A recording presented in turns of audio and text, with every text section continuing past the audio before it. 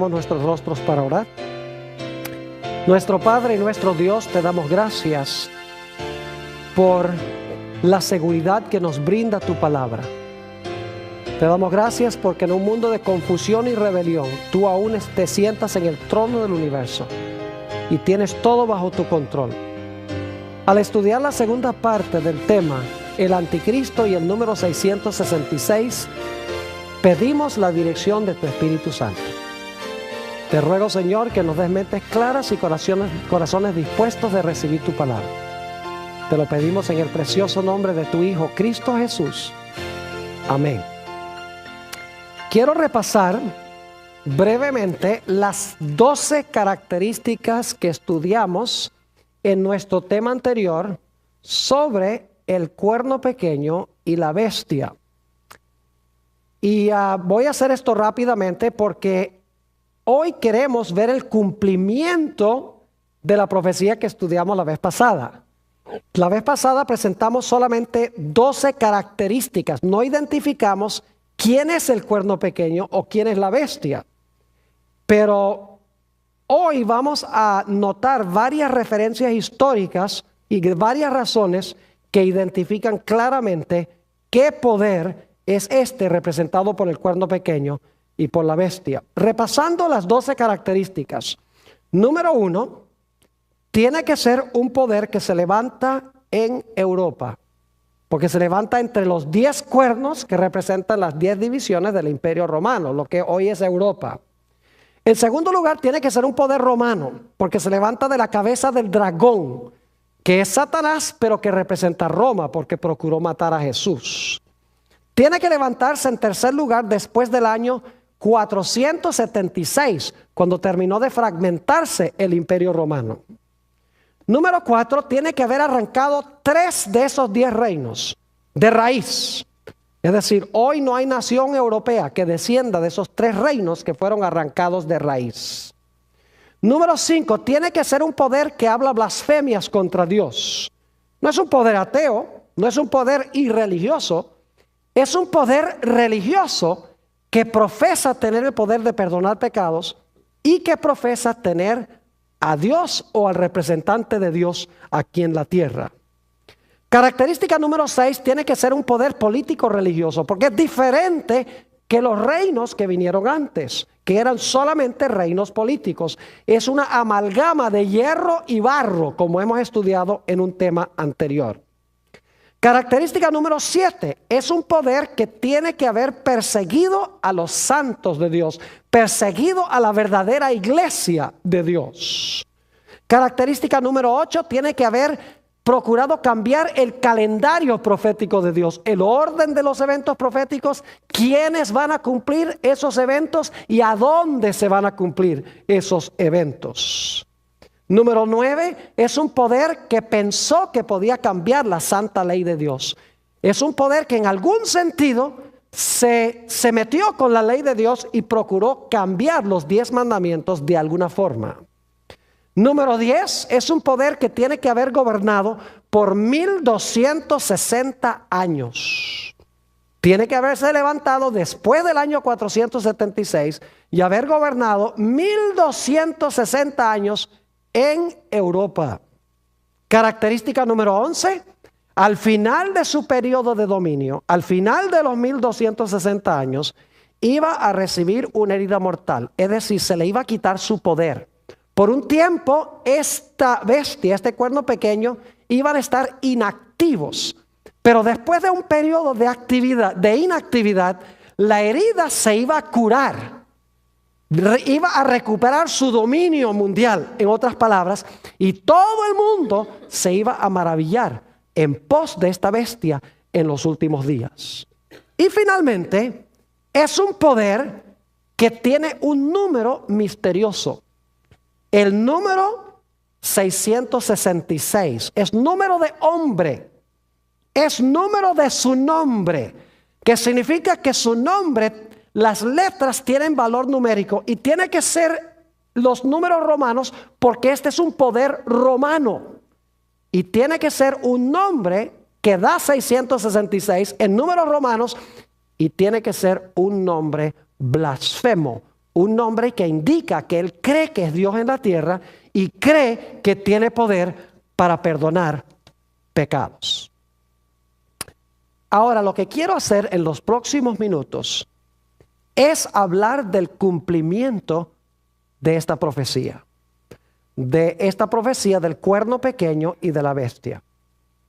Antes de identificar el poder representado por estos símbolos, necesito hacer una aclaración.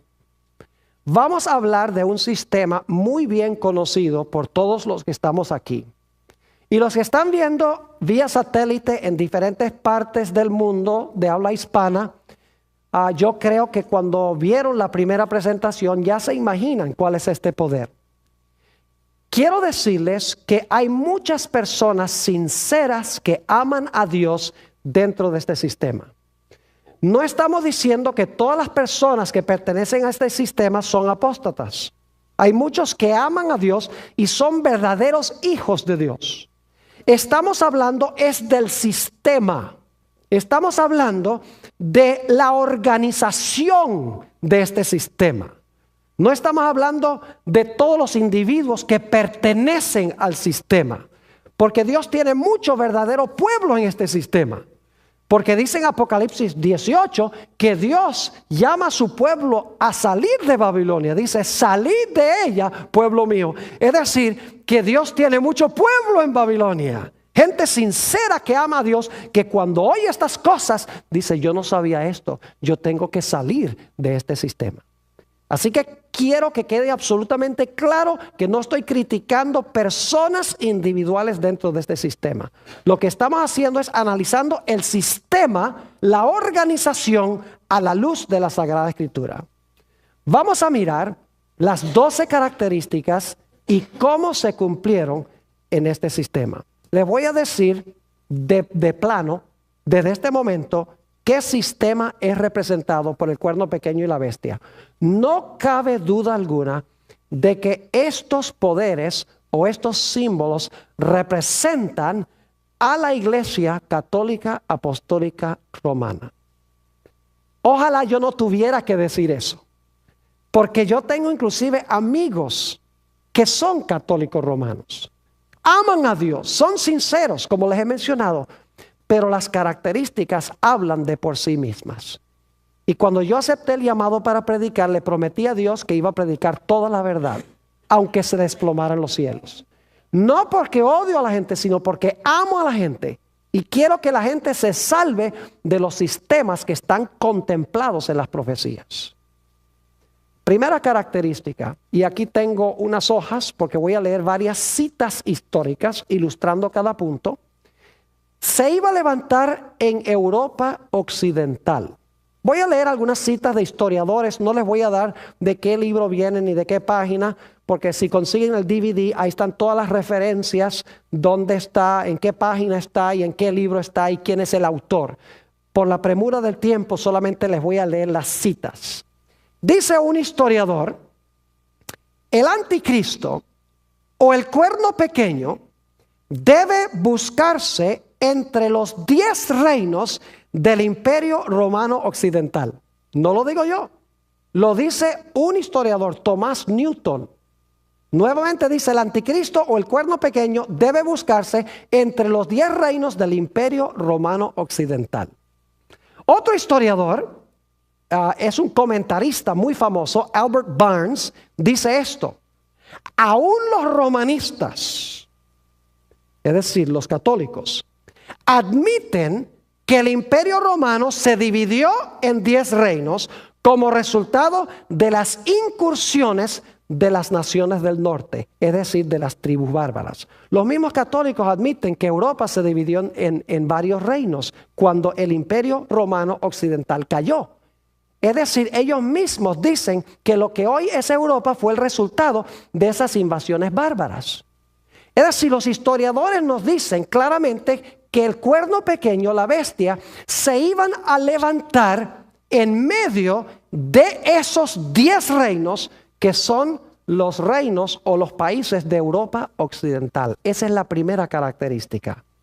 La segunda característica es que iba a ser un poder romano, porque se levanta el cuerno pequeño de la cabeza del dragón que representa Roma, y el dragón le da su poder a la bestia, que es lo mismo que el cuerno pequeño. Ahora, fíjense los siguientes datos. Tiene que ser un poder romano. ¿Cómo se llama la Iglesia Católica? Se llama Iglesia Apostólica, Católica, Apostólica, ¿qué? Romana. ¿A dónde tiene su sede? En Roma. Si ustedes han ido al Vaticano, verán que la arquitectura es romana. El sistema de numeración que usan es el sistema de los números romanos. Su idioma oficial es latín. Además de eso, se le llama a su líder el sumo pontífice, que es el nombre que se le daba a los emperadores romanos antes de que se le diera al papa. Además de eso, claramente la religión del papado viene de Roma pagana. Ellos mismos admiten eso. El cardenal Gibbons, por ejemplo, que fue cardenal de Baltimore por mucho tiempo, dijo: nosotros no negamos que muchas de las cosas del Imperio Romano nosotros las adoptamos y las cristianizamos, las bautizamos y las hicimos cristianas. Además de eso, teólogos católicos como Malaquías Martín, que es un jesuita, dice claramente que la organización de la Iglesia Católica sigue el mismo patrón de la organización política del Imperio Romano. No tenemos tiempo de leer todas las citas, pero yo escribí un documento de 132 páginas con toda la documentación sobre esto que les estoy hablando en estos momentos. Fíjense lo que dicen los historiadores sobre el hecho de que el papado se originó en Roma y es un poder romano. Dice un historiador: la Iglesia Católica no era más que el Imperio Romano bautizado. El oficio del César fue perpetuado en el oficio del Papa. Otro historiador dice esto: la Iglesia Católica solapadamente tomó el lugar del Imperio Romano Mundial y en verdad es su continuación. El imperio no ha perecido, sino que se ha realizado una transformación de Roma pagana a Roma papal. Otro historiador dice, hablando del papado, es una creación política tan imponente como un imperio mundial, pues es la continuación del Imperio Romano. Aún otro historiador dice, la Roma cristiana es la sucesora legítima de la Roma pagana. Cristo triunfó y Roma se alistó para extender su dominio hasta el mismo cielo. Una cita más de otro historiador. Dice, una nueva Roma asciende lentamente sobre el horizonte. Es decir, cuando cae la primera Roma, la Roma pagana. Es la heredera de la religión que ha logrado vencer. Se apropió del esplendor externo que pertenecía a los césares. El emperador ya no es, pero el sumo pontífice vive aún. Ahora, el sumo pontífice es el vicario de Cristo, quien le ofrece a las tribus del norte la antigua civilización. Él los convierte a su credo y ellos le sirven como Padre y Juez Supremo. Son solamente unas pocas de las citas de historiadores. Tengo página tras página de citas de autores no solamente no católicos, sino de autores católicos, donde dicen claramente que Roma papal es una continuación de Roma pagana en todos sus sentidos. Es decir, la segunda característica es que tenía que ser un poder romano. Y la Iglesia Católica es un poder romano en todos sus sentidos, que se levantó en medio de las naciones de Europa. Tercera característica. Tenía que levantarse después del año 476. Y la razón es que el Imperio Romano tenía que ser dividido antes que se levantara el cuerno pequeño. Ustedes recuerdan que los 10 cuernos estaban en la cabeza del dragón y tras los 10 sale el pequeño. Y los 10 reinos están completos según los historiadores, en el año 476, cuando fue depuesto el último emperador de Roma Occidental o del Imperio Romano Occidental. Su nombre era Rómulo Augustulo. Después de eso, en el 476, no hubo más emperadores en Roma Occidental. Ahora lo que había eran muchos reinos y pronto tomó el trono sobre estos reinos el obispo de Roma o el papa. Es decir, el papado sí se levantó después del año 476 a su poderío, tal cual lo contempla esta profecía. La cuarta característica: iba a arrancar de raíz a 10 de los reinos, o a 3 de estos 10 reinos, mejor dicho, en que se dividió el Imperio Romano. Históricamente esto se puede comprobar. En realidad, entre los 10 reinos que se establecieron allá en lo que había sido el Imperio Romano, había 3 reinos que eran rebeldes a la autoridad de la iglesia.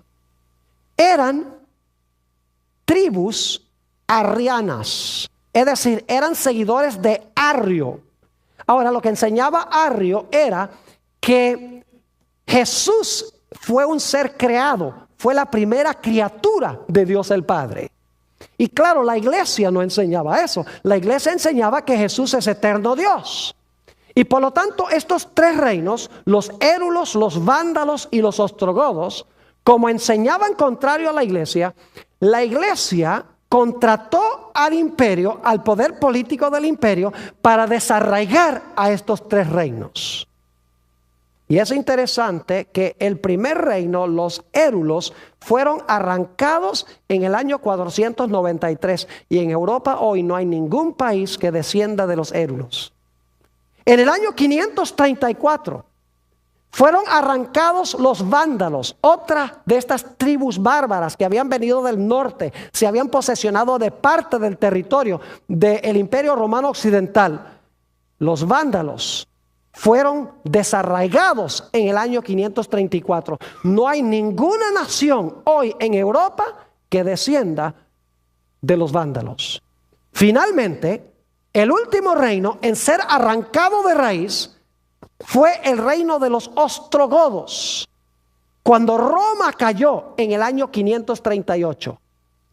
Y los ostrogodos tampoco tienen en Europa ninguna nación que desciende de ellos. Es decir, los érulos, los vándalos y los ostrogodos fueron arrancados de raíz. No hay ninguna nación en Europa hoy que descienda de ellos. Mientras que hay otras naciones que descendieron de tribus bárbaras. Los anglosajones son los ingleses, los francos, los franceses, los alemanes, los lombardos, los italianos. Es decir, de las demás divisiones de los otros 7 reinos, hay naciones en Europa hoy. Pero de estos 3 reinos, no hay ninguna nación que descienda de ellos. Fueron arrancados de raíz, tal cual lo dice la profecía. ¿Qué diríamos de la quinta característica? La quinta característica es que debe ser un poder que profesa ser Dios en la tierra y que pretende tener el poder para perdonar pecados.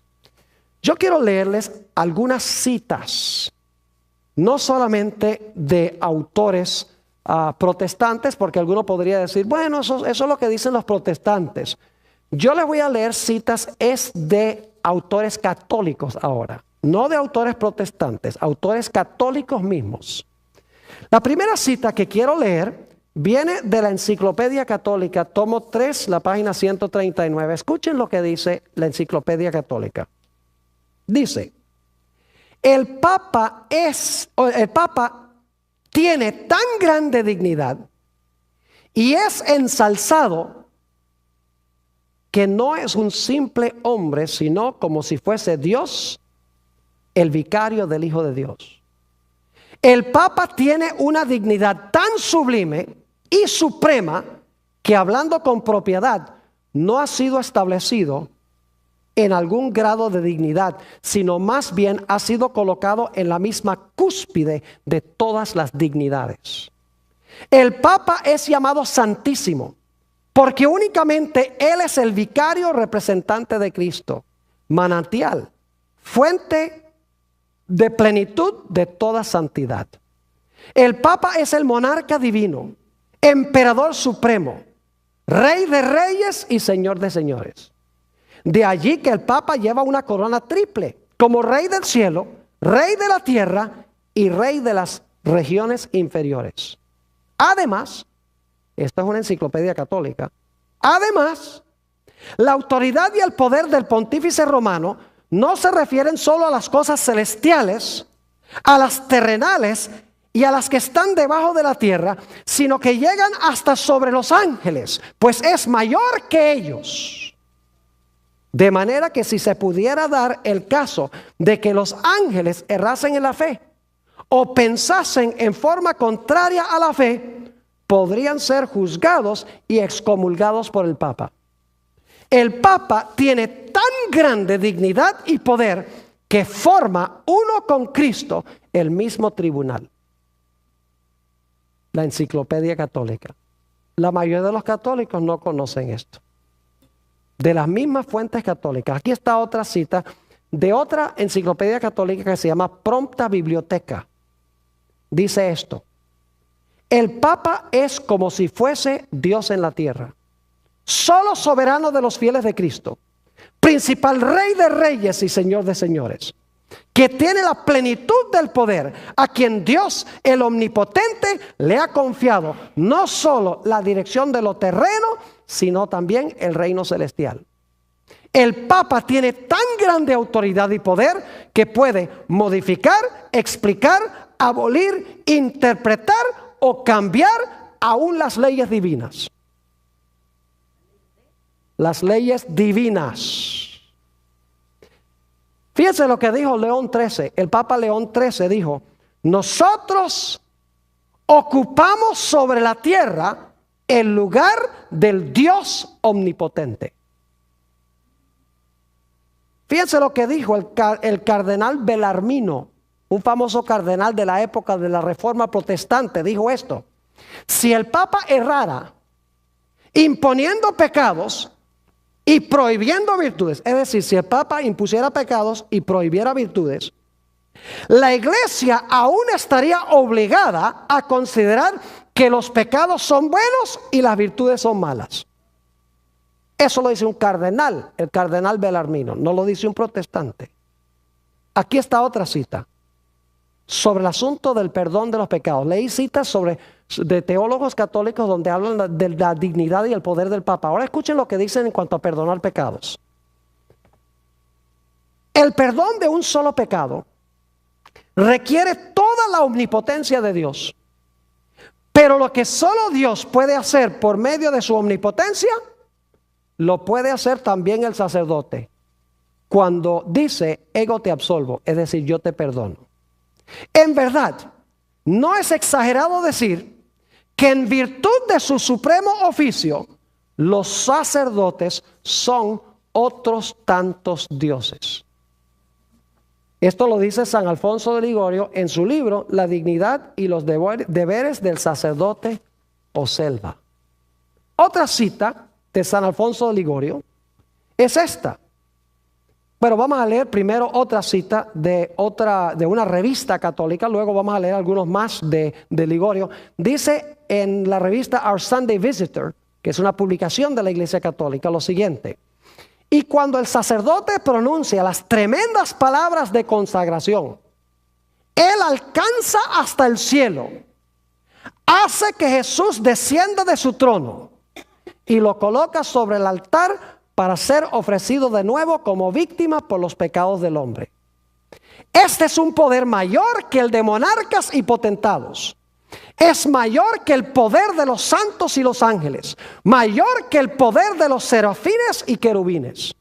En efecto, es mayor aún que el poder de la Virgen María, pues mientras que la bendita Virgen fue la agente humana por medio de la cual Cristo se encarnó una sola vez, el sacerdote hace que Cristo descienda del cielo y lo encarna sobre el altar como víctima eterna por los pecados del hombre, y no una sola vez, sino miles de veces. El sacerdote habla y Cristo, el Dios eterno y omnipotente, inclina su cabeza en obediencia humilde al mandato del sacerdote. Aquí viene otra de Ligorio. Yo estoy seguro que los que están viendo vía satélite desconocían que hay citas de estas en las publicaciones católicas. Fíjense esto. Nuevamente el libro de Ligorio, página 28.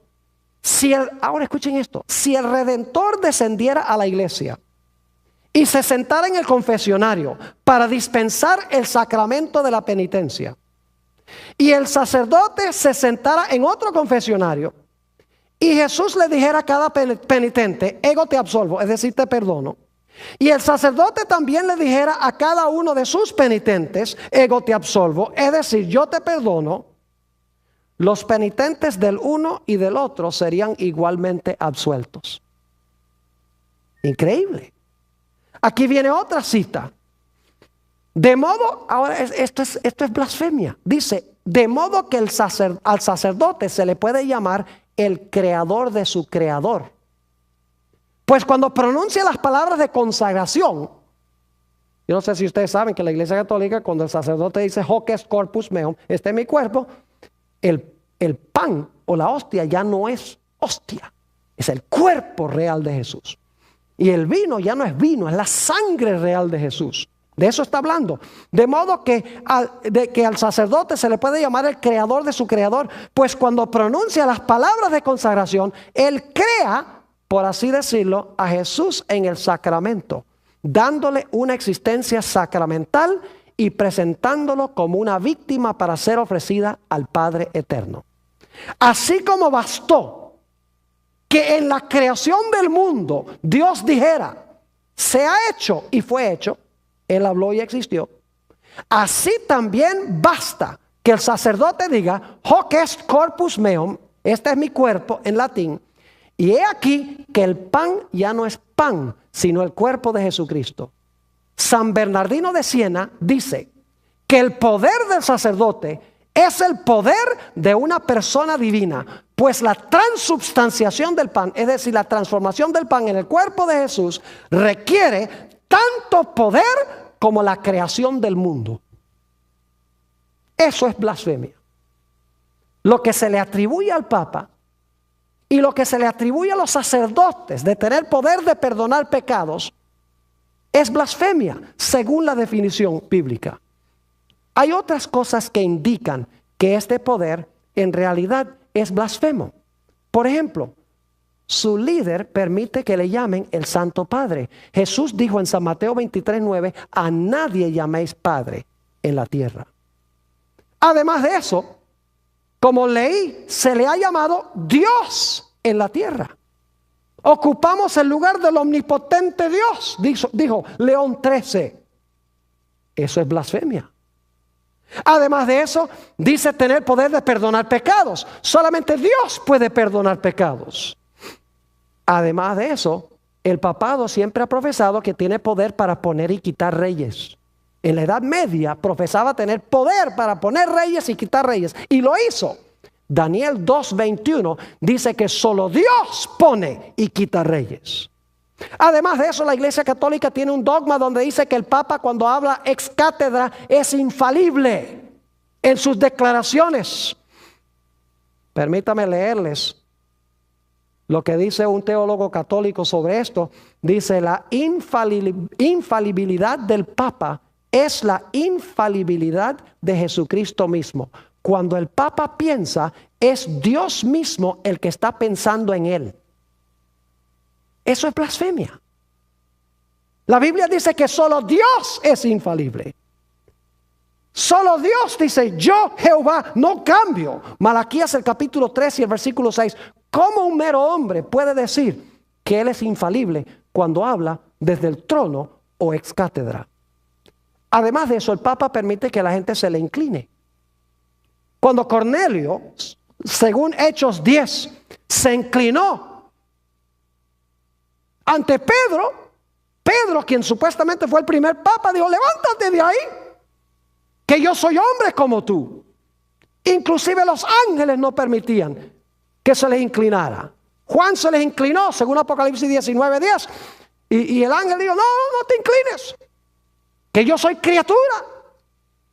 ¿Cómo es que el Papa entonces permite que la gente venga y le rinda pleitesía? Además de eso, hay declaraciones del poder papal donde dice que el Papa puede juzgar a todos y nadie lo puede juzgar a él. La Biblia dice en San Juan 5, el versículo 22 y 27, que Dios le ha dado a Jesús la facultad de juzgar, por cuanto es el Hijo del Hombre. Además de eso, hemos visto que el papado profesa haber cambiado los tiempos. Vamos a ver eso en unos momentos, los tiempos de Dios. Y vamos a encontrar que también ha profesado cambiar la ley de Dios. En unos momentos vamos a ir a eso. Todas estas características indican de que Roma papal, la Iglesia Católica, Apostólica y Romana, cuadra perfectamente con la característica de que habla blasfemias contra Dios. Vamos a la característica número 6. Iba a ser un poder diferente que los otros reinos. Iba a ser no solamente un reino religioso, sino que iba a ser un reino ¿qué?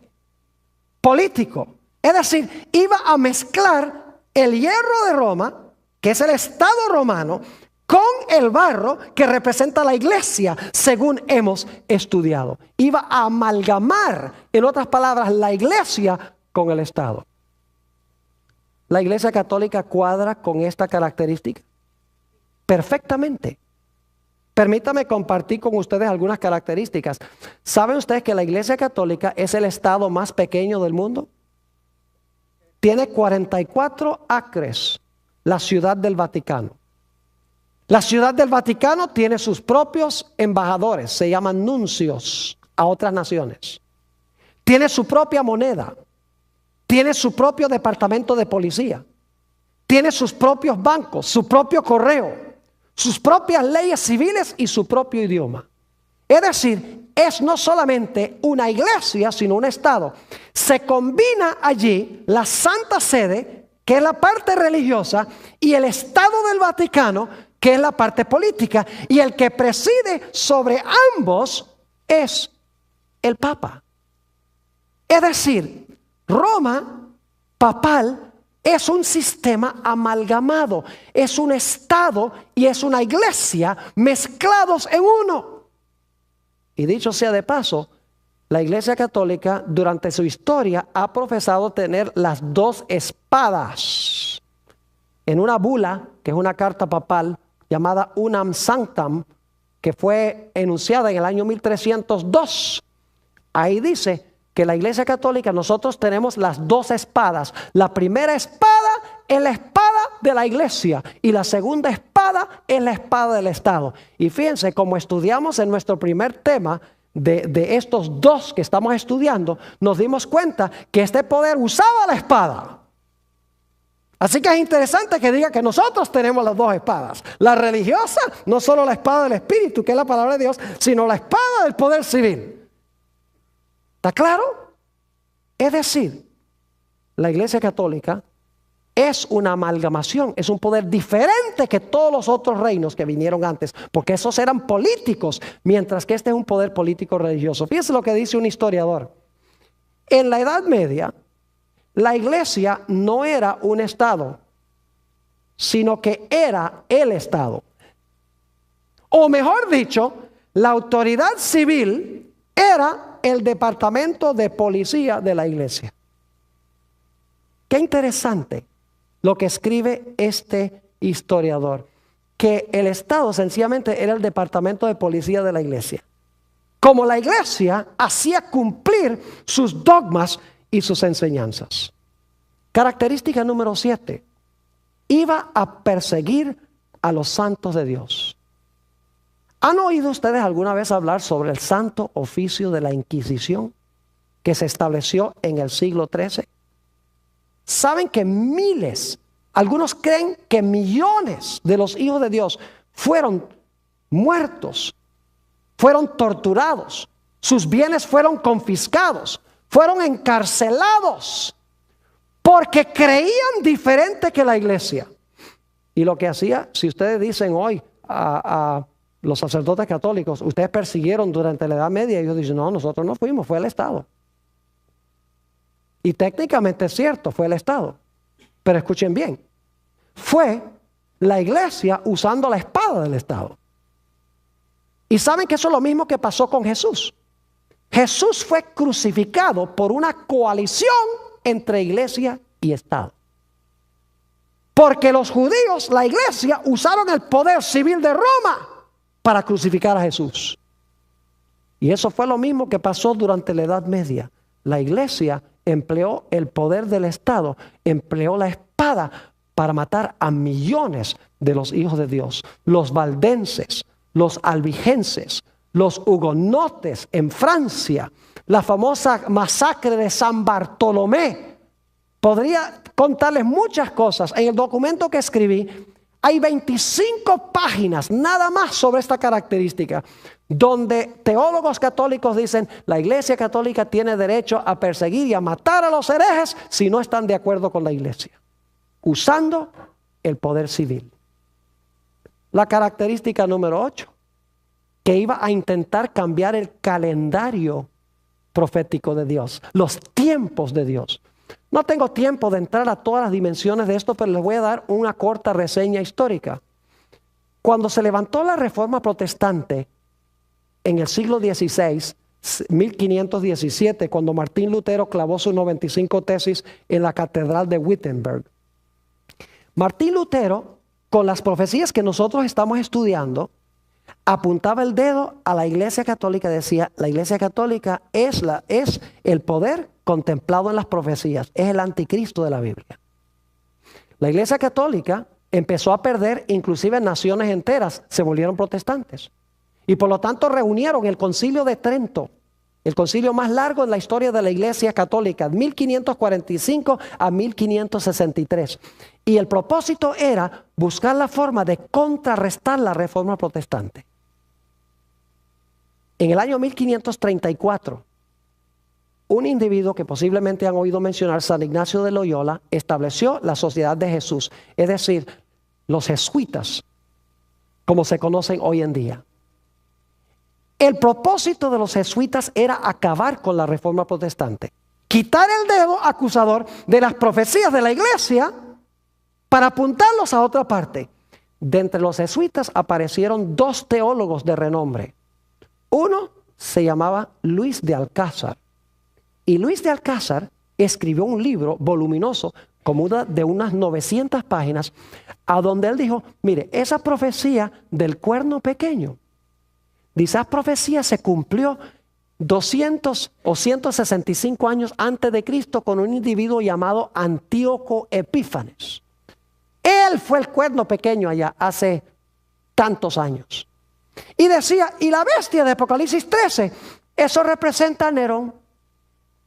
Es decir, su nueva interpretación profética era decir que la bestia y el cuerno pequeño se cumplieron en el lejano pasado en otra parte.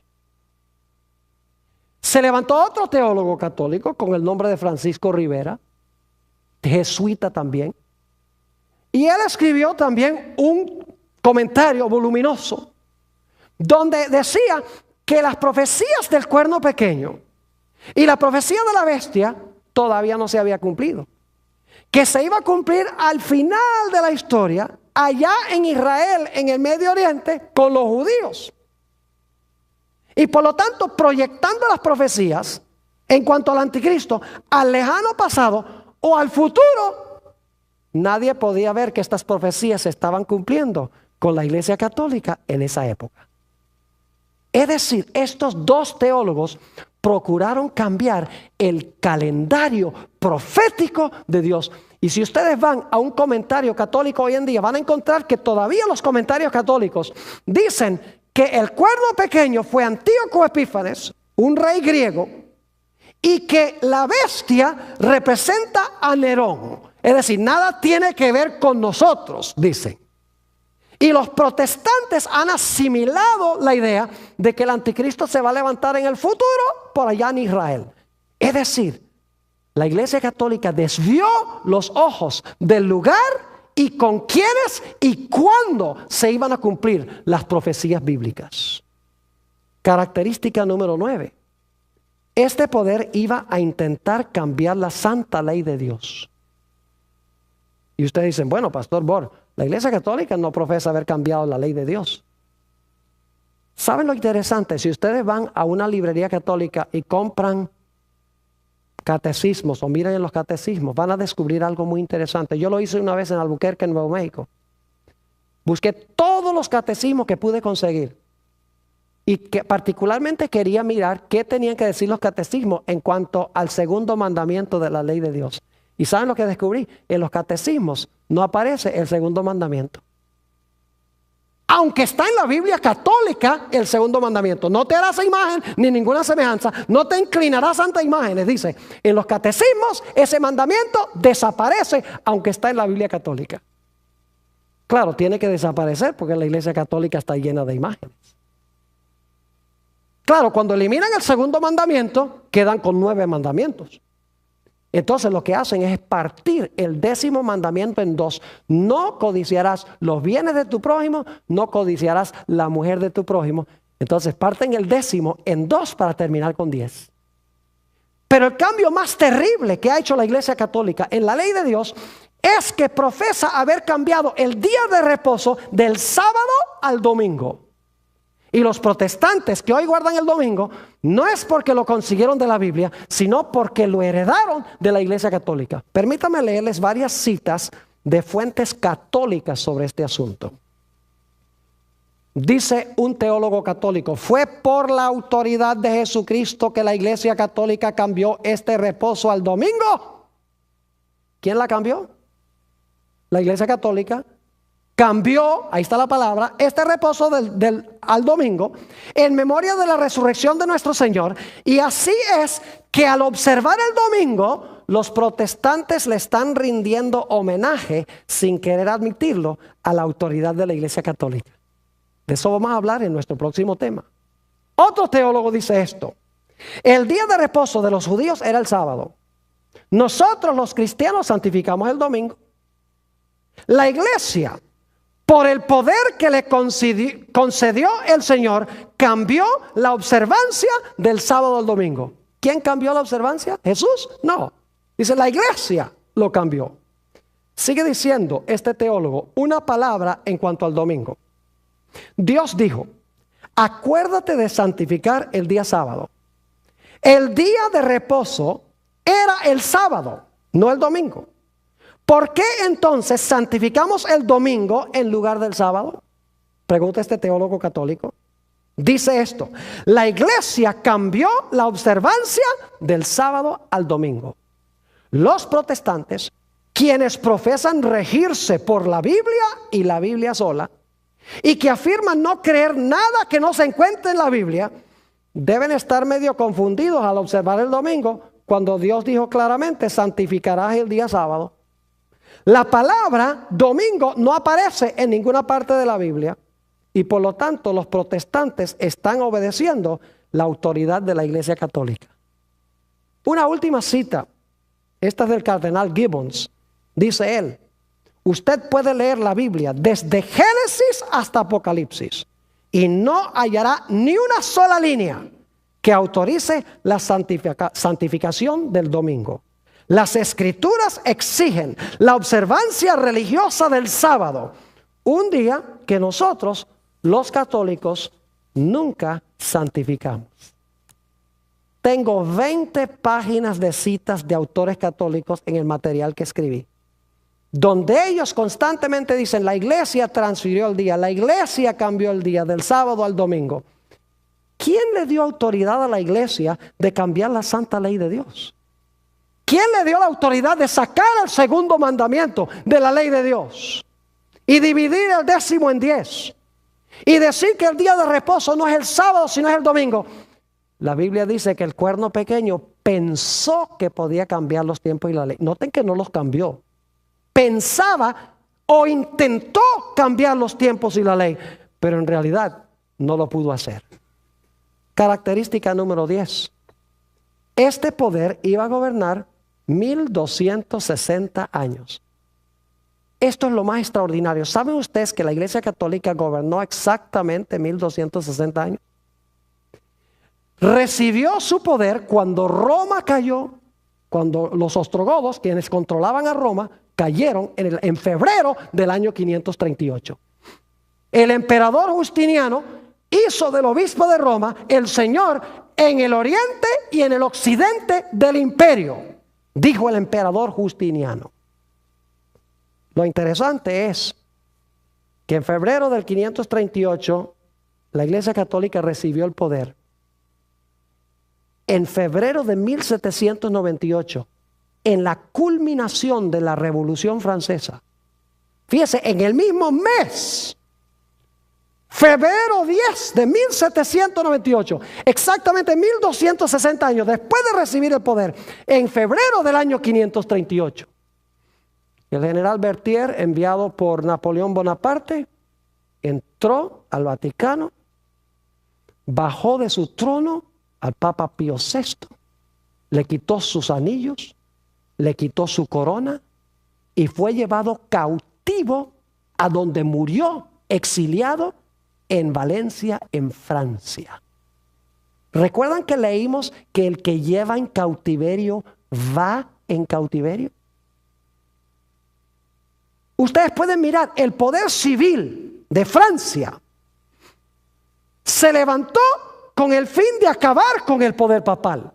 ¿Saben ustedes que Francia se le conoce como la hija mayor del papado? Porque Clodoveo, el rey de los francos, fue el primero en darle poder a la Iglesia Católica. Pero fue Francia en la Revolución Francesa y deponiendo al Papa de su trono que le quitó el poder exactamente 1260 años después de recibir su poder. Característica número 11. Después de la herida mortal, la herida se le iba ¿a qué? A sanar.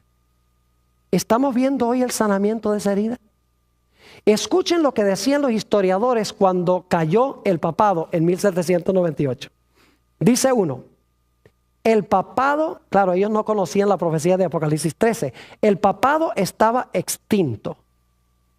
No quedaba ni un vestigio de su existencia. Y de todos los poderes católicos romanos, ninguno levantó ni un solo dedo para defenderlo. La ciudad eterna ya no tenía príncipe ni pontífice. Su pontífice estaba muriendo en tierras extranjeras y ya se había dado el decreto de que no se permitiría la elección de un sucesor. El historiador dice, el papado estaba extinto, si tan solo pudiera haber vivido hoy. ¿Ustedes vieron el funeral de Juan Pablo II? ¿Vieron la cantidad de gente que fueron de todos los países a ese funeral? Incluyendo 4 presidentes de los Estados Unidos. ¿Vieron el escándalo que hicieron los medios de comunicación? Impresionante. Dice otro historiador, en cuanto a la caída del papado, con razón, la mitad de Europa creía que el veto de Napoleón, es decir, que no se iba a elegir otro papa, sería obedecido y que al igual que el papa, el papado estaba muerto. Otro historiador dice, las muchedumbres pensaban que el papado estaba a punto de morir y se preguntaban si Pío VI sería el último pontífice y si el cierre del siglo XVIII marcaría la caída de la dinastía papal. Otro historiador dice, el papado había sufrido su más profunda humillación y parecía estar aniquilado. La revolución les suministró, escuchen bien, una herida que según parecía no quería sanarse sino hasta fines del siglo XX. Y este es un historiador secular. Una herida que no quería sanarse sino hasta fines del siglo XX, dice este historiador. Aún Malaquías Martín, el jesuita, dice esto en cuanto a los últimos 200 años. Dice, la Iglesia Católica ha estado inactiva durante los últimos 200 años. Y fíjense lo que declara. Dice, por 1500 años y más, Roma había mantenido un dominio con mano fuerte sobre cada comunidad local del mundo. En gran medida, y admitiendo algunas excepciones, ese era el punto de vista romano. Es decir, dominar. Hasta, escuchen, que 200 años de inactividad le fueran impuestos al papado por los grandes poderes seculares del mundo. ¿Cuántos años de inactividad dice Malaquías Mártir? Esto lo escribió en 1986. 200 años. Si ustedes van de 1986, 200 años hacia atrás, los lleva muy cerca de 1798. El mismo dice que durante 200 años después de 1798, el papado estaba inactivo porque tenía una herida mortal. Pero la herida se va a sanar. Noten lo que dice este teólogo. Dice, la Iglesia Católica nunca, este no es un teólogo adventista, dice, la Iglesia Católica nunca ha desistido de su deseo de restablecer la unión medieval de la Iglesia y el Estado, con el objetivo final de crear un Estado y una teocracia de alcance global. La Iglesia Estado romano, porque lo dice la Iglesia Estado romano, es un híbrido, un monstruo de poder eclesiástico y político. Su idiosincrasia política es totalitaria.